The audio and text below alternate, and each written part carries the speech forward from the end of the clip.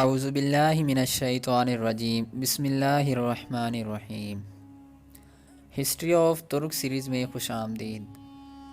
پچھلی ویڈیو میں ہم آپ کو الپ ارسلان کے بارے میں بتا چکے ہیں۔ الپ ارسلان کی وفات پر اس کا بیٹا ملک شاہ 17 سال کی عمر میں بادشاہ بنا، جس نے 1072 عیسوی سے لے کر 1092 عیسوی تک پورے 20 سال حکومت کی۔ ملک شاہ کے بادشاہ بننے پر سمرقند کے ترک خان التگین نامی نے ملک شاہ کے بھائی ایاز کو شکست دے کر ترمز پر قبضہ کر لیا، اور غزنی کے بادشاہ ابراہیم نے ملک شاہ کے چچا عثمان کو، جو ہرات کا والی تھا، قید کر کے خزانہ لوٹ لیا۔ سلجوقی دربار کے 2 امراء کمیشن تگین اور انوش تگین نے ابراہیم کا تعاقب کر کے خزانہ واپس لیا اور ابراہیم کو شکست دی۔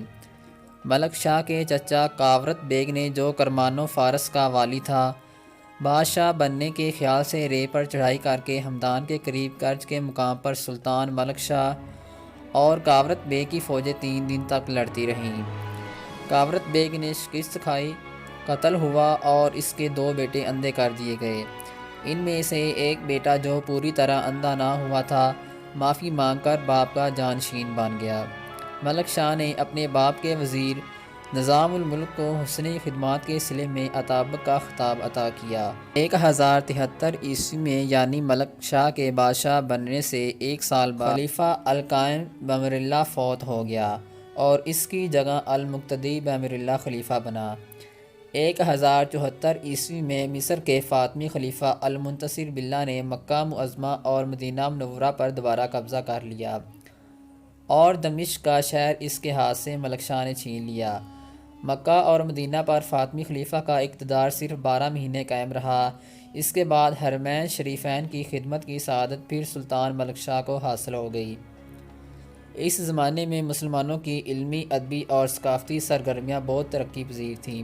سلطان ملک شاہ نے 1075 عیسوی میں ایک بڑی رستگار تعمیر کرائی، جس کا محتمم اعلیٰ عمر ابن ابراہیم النیامی مقرر ہوا۔ ابو المظفر الغرازی اور مامون ابن نجیب الواسطی ہیت دان اس کے رفقائے کار تھے۔ ان ستارہ شناسوں نے 15 مارچ 1089 عیسوی سے جلالی سن کا شمار کیا۔ سلطان ملک شاہ 1087 عیسوی میں بغداد گیا۔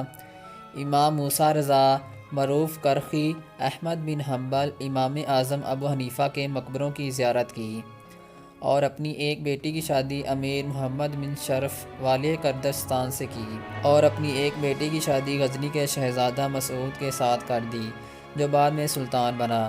بغداد سے واپسی پر ملک شاہ نے بخارا، سمرقند اور ترکستان کے دوسرے شہر فتح کیے، اور 46,000 کا لشکر لے کر چینی تتار پر چڑھائی کر دی۔ سلطان کاشغر میں تھا کہ کیسر روم کے سفیر وسط ایشیا کے اس دور دراز مقام پر خراج لے کر پہنچے۔ اسی اثناء میں سلطان کے لشکروں نے عدن کو فتح کر کے مملکت سلجوقیہ میں شامل کر لیا۔ ملک شاہ بڑا عادل حکمران تھا، اپنے باپ کی طرح غریبوں اور مسکینوں کی پرورش کرتا تھا اور مظلوموں کی فریاد خود سنا کرتا تھا۔ اس نے حج کے راستے پر جاب جا کنویں کھدوائے، امیر الحرمین کے محاصل کام کیے، شکار کا بہت شوقین تھا اور ایک دن میں 70 غزال شکار کر لیتا تھا۔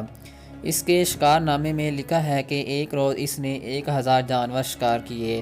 شکار کے ہر جان کے پیچھے وہ 1 طلائی دینار صدقہ کے طور پر خیرات کیا کرتا تھا، اور کہتا تھا کہ ضرورت سے زیادہ شکار کرنا ایک قسم کی معصیت ہے جس میں میں مبتلا ہوں، اس لیے صدقہ دینا ضروری ہے۔ شکار کیے ہوئے ہرنوں کے سروں اور سینگوں کے مینار بنوا کر رکھا کرتا تھا۔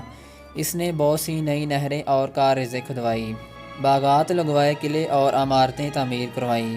اصفہان کے نزدیک دسکو کا قلعہ تعمیر کروایا، جس پر اس کے جانشینوں کے عہد میں باطنیوں نے شورش برپا کر کے قبضہ کر لیا۔ ملک شاہ 1092 عیسوی میں فوت ہوا۔ یہ بادشاہ بھی اپنے پیش روؤں کی طرح بہت علم نواز اور ادب پرور تھا، اور علماء، فضلاء، حکماء اور شعراء کی بہت قدر کرتا تھا۔